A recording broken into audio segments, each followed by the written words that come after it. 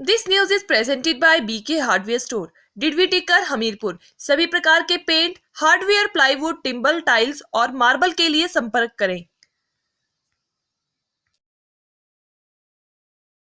हिमाचल प्रदेश में सोमवार से शुरू हो रहे 10 दिवसीय विधानसभा सत्र के पहले रविवार को एक सर्वदलीय बैठक हुई, जिसकी अध्यक्षता विधानसभा अध्यक्ष ने की। राज्य विधानसभा का मानसून सत्र सोमवार से 13 अगस्त तक चलेगा। बैठक के दौरान संसदीय कार्य मंत्री सुरेश भारद्वाज, विपक्ष के नेता मुकेश अग्निहोत्री, सीपीआईएम विधायक राकेश सिंघा, मुख्य सचेतक विक्रम जरयाल व उप संचेतक कमलेश कुमारी उपस्थित रहे। बैठक के बाद विपक्ष के नेता मुकेश अग्निहोत्री ने कहा कि वीरभद्र सिंह इस सत्र में नहीं होंगे। बहुत बड़ी शख्सियत के जाने से सदन को बहुत बड़ा नुकसान हुआ है। पहले दिन वीरभद्र सिंह व नरेंद्र बरागटा को याद किया जाएगा। उन्होंने कहा कि सत्तारूढ़ दल ने मुख्य सचेतक व उप सचेतक बनाए हैं। उन्होंने विधानसभा अध्यक्ष से मांग की जो सम्मान इन्हें दिया जा रहा है वही विपक्ष को भी दिया जाए। विपक्ष के चीफ व्हिप को भी सर्वदलीय बैठक में बुलाया जाए। उन्होंने कहा कि महंगाई, बाढ़ जैसे अनेक बहुत बड़े मुद्दे हैं, इन पर चर्चा के लिए सभी को समय दिया जाए, ऐसा स्पीकर से अनुरोध किया गया है। सर्वदलीय बैठक के बाद विधानसभा अध्यक्ष विपिन सिंह ने कहा कि 2 से 13 अगस्त तक चलने वाले सत्र में 10 बैठकें होगी। उन्होंने कहा कि कोरोना के बीच सत्र चुनौतीपूर्ण है। कोरोना थमा है, खत्म नहीं हुआ। जितने प्रवेश द्वार हैं उनमें स्कैनिंग की पूर्ण व्यवस्था है। परिसर का एक बार सैनिटाइजेशन की व्यवस्था की गई है। मंत्रियों को सीमित स्टाफ लाने को कहा गया है। लगभग 800 लोग सत्र के दौरान ड्यूटी देंगे, जो कोरोना के मद्देनजर पहले की अपेक्षा कम है।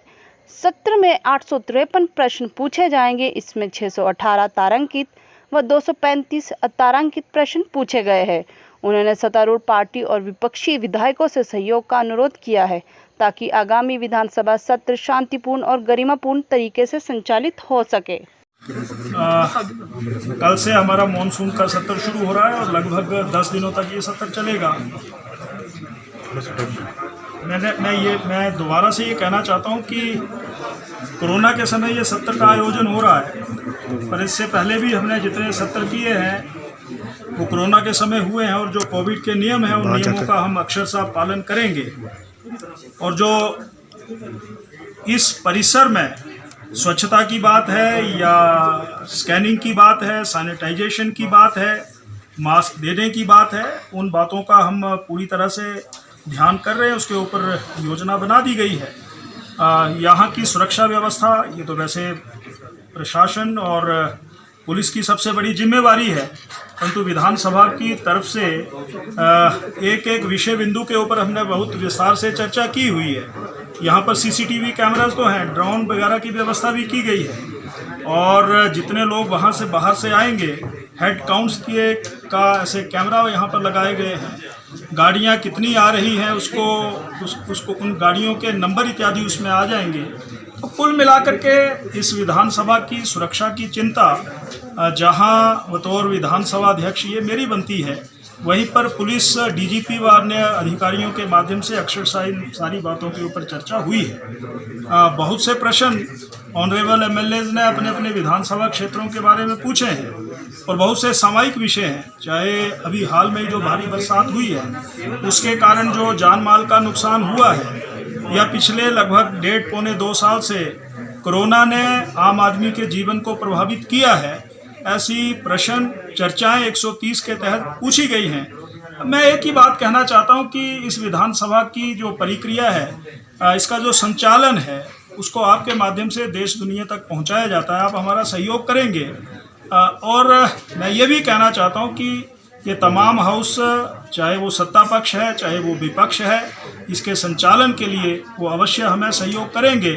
प्रश्न को पूछने का अधिकार नियमों के अनुसार हर किसी विधायक को है, परंतु उसका उत्तर देना ये माननीय मुख्यमंत्री जी का भी अधिकार है, माननीय मंत्रियों का अधिकार है। इसलिए जब ऑनरेबल सीएम, ऑनरेबल मिनिस्टर अपनी बात को प्रश्न के उत्तर के रूप में, चर्चाओं के रूप में देना चाहें, तो शांति को बनाए रखने की मैं अपील करूंगा, क्योंकि हिमाचल प्रदेश अच्छे प्रदेशों में गिना जाता है, परंतु विधानसभा की प्रक्रिया और परंपराओं में भी श्रेष्ठ रूप से गिना जाता है।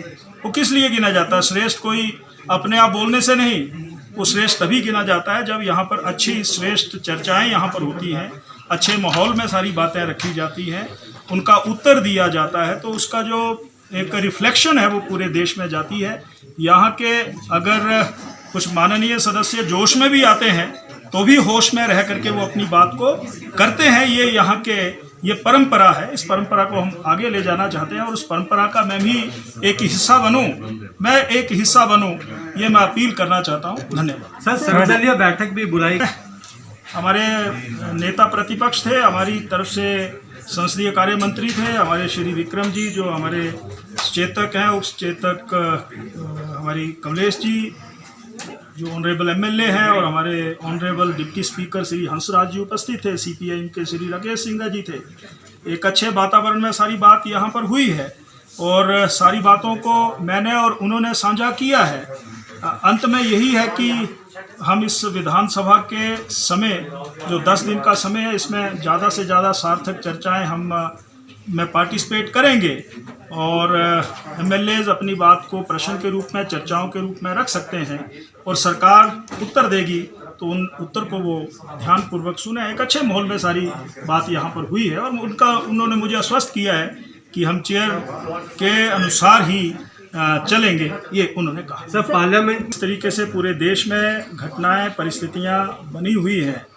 हम ये मान करके चल सकते हैं कि हर विधानसभा में कभी भी किसी प्रकार की भी कोई घटना घटे तो आने वाले वर्षों के लिए अगर हम सोच विचार करें तो डीजीपी पुलिस प्रशासन विभाग ने एक प्रपोजल तैयार की थी कि इस विधानसभा की अपनी सिक्योरिटी होनी चाहिए, जिसमें मार्शल होने चाहिए, जिसमें वॉच एंड वार्ड होने चाहिए, जिसमें पुलिस के कुछ अधिकारी कर्मचारी होने चाहिए। तो वो प्रस्तावना हमारे ध्यान में है, हम सरकार से इसकी चर्चा करने वाले हैं। अंतिम रूप से सहमति और अनुमति वहीं से मिलेगी, पर मुझे पूरा विश्वास है कि हमें उसके ऊपर सरकार अवश्य मोहर लगाएगी, क्योंकि हम अपने पक्ष को ठीक तरीके से रखें। इस प्रकार के इवेंट्स होते हैं, ये विधानसभा लगती है या 15 अगस्त 26 जनवरी कोई भी कार्यक्रम होते हैं जहाँ पर वीआईपी मूवमेंट होती है, वहाँ पर पुलिस तंत्र सीआईडी उसकी पूर्व व्यवस्था में लगती है।